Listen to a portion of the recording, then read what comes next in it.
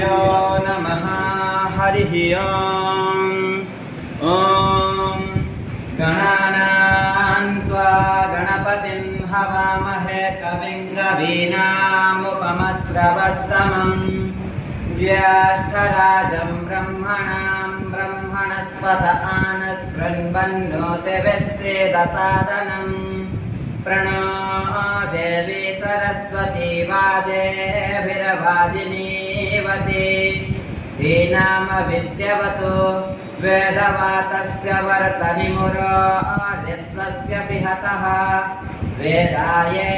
अध्यासते सतधारमुत्समक्षीयमाणं विपस्थितं पितरं भक्त्वानां मेणुं मदिन्तिं पित्रोरुपस्थेतं रोदसे पिप्रितं सत्यवाचं हरिः ओम्।